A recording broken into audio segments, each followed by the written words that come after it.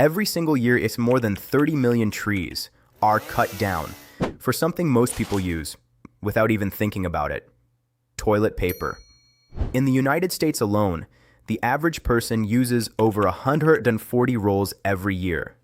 And globally, this industry generates over $100 billion, all for a product that's used for seconds, then flushed away forever. But the question is, how does a tree in a forest become one of the softest paper products on Earth? Behind every single roll is a hidden industrial process involving massive forests, giant machines, enormous factories, and production lines running day and night. Because toilet paper doesn't begin in a supermarket. It begins in a forest. Every roll of toilet paper starts as a tree, not inside a factory, not inside a warehouse. But before we follow that journey, we first need to understand what kind of wood can actually be used to make toilet paper. And contrary to what many people think, toilet paper isn't usually made from premium wood.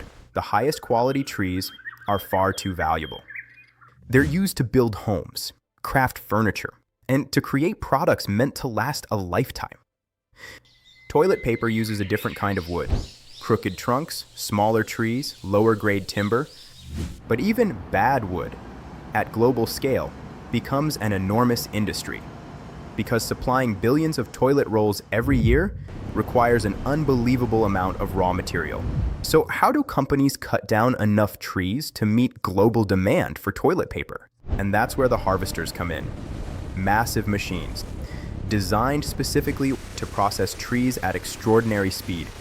A modern timber harvester can weigh over 18 tons. That's heavier than many military vehicles.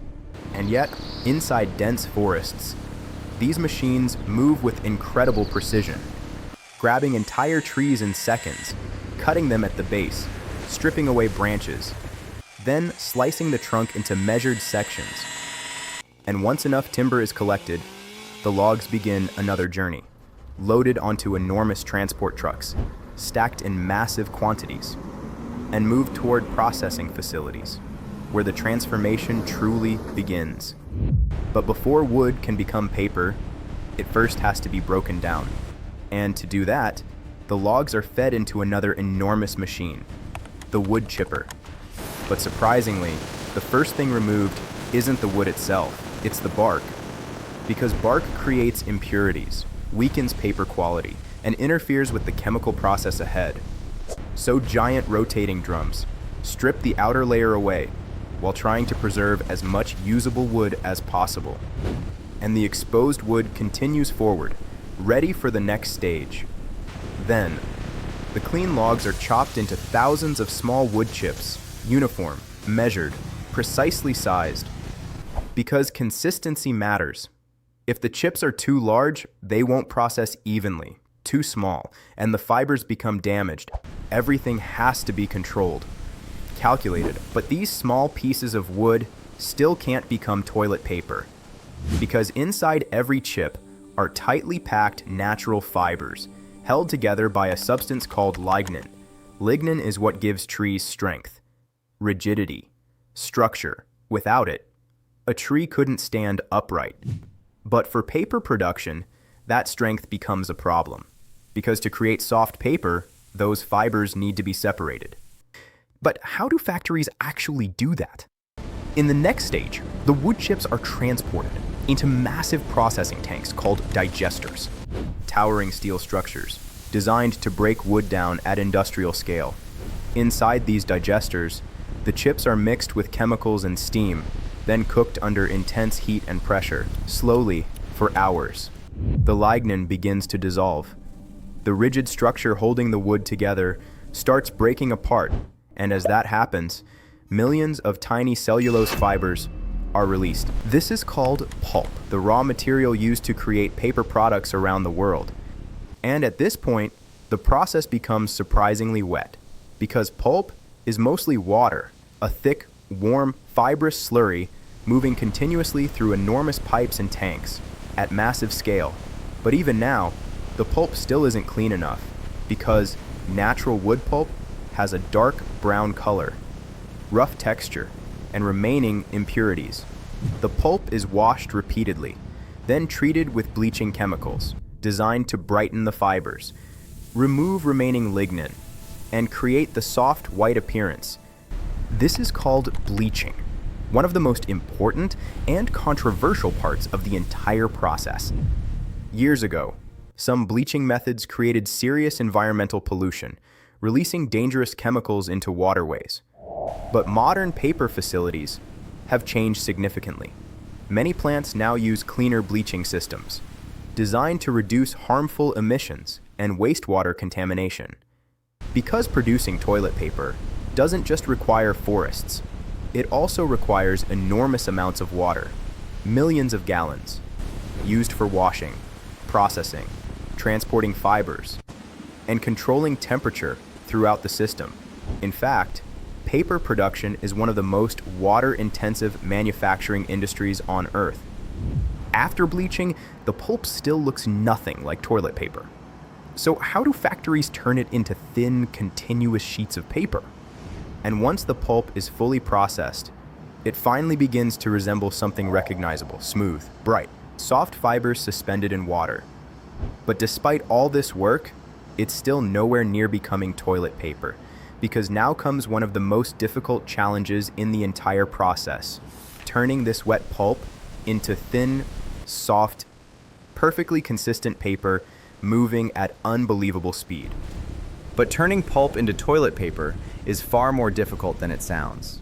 Because toilet paper has to meet a strange balance. It needs to be soft, but strong, thin, but durable, absorbent, but able to hold together. And creating that balance at industrial scale requires one of the largest machines in the entire paper industry. As the mixture moves forward, water begins draining through the screen below, while the tiny cellulose fibers start locking together, forming a thin, continuous sheet. This happens incredibly fast. And if anything goes wrong, the entire sheet can tear instantly, stopping production, wasting material, and costing huge amounts of money.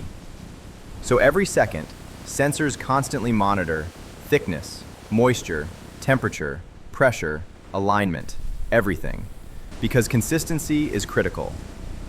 Even tiny variations can affect softness, strength, or final quality.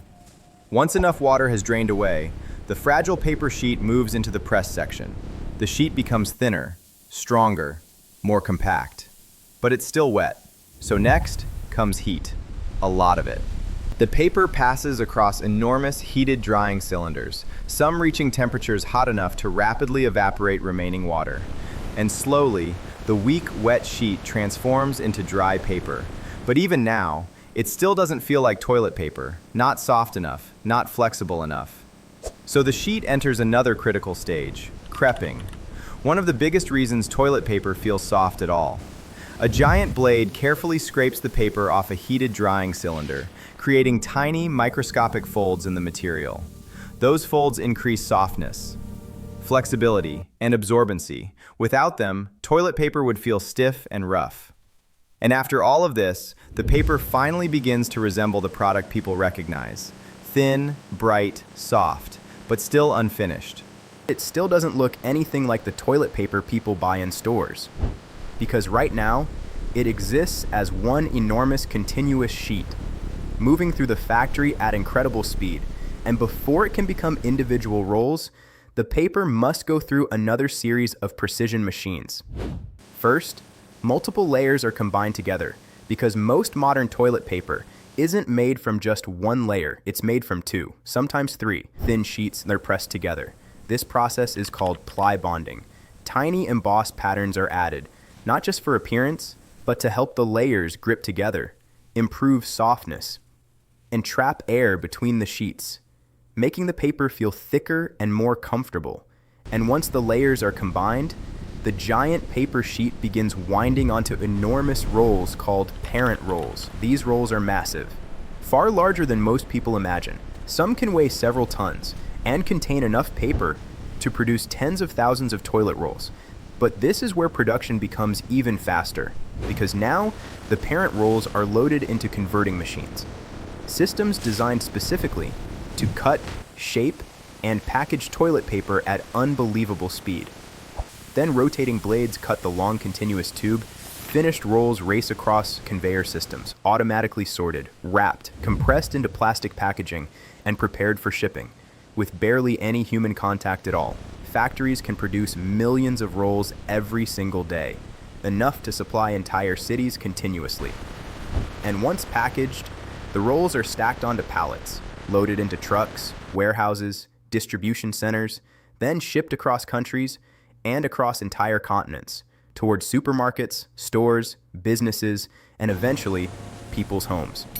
All from something that started as a tree in a forest, cut down, stripped apart, cooked, pressed, dried, and transformed through one of the largest manufacturing systems most people never think about. But despite how ordinary toilet paper seems, its impact reaches far beyond bathrooms. Because behind this industry is a growing global debate about forests, sustainability, water use, pollution, and whether this system can continue operating at such enormous scale. For something so small, toilet paper has a massive hidden cost. Millions of trees, enormous factories, huge amounts of water and energy, all for a product used for seconds, then thrown away forever.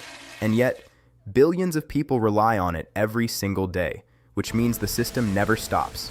Forests become pulp, pulp becomes paper, paper becomes rolls, again and again, at unbelievable scale. But now, the industry is beginning to change. Recycled paper, bamboo alternatives, more efficient factories, cleaner production systems, because the future of toilet paper is no longer just about softness. It's about sustainability. If you're curious about the hidden systems, giant machines, and incredible processes that keep our world running, make sure to subscribe to Core Vision, because there's always more happening behind the scenes than most people realize.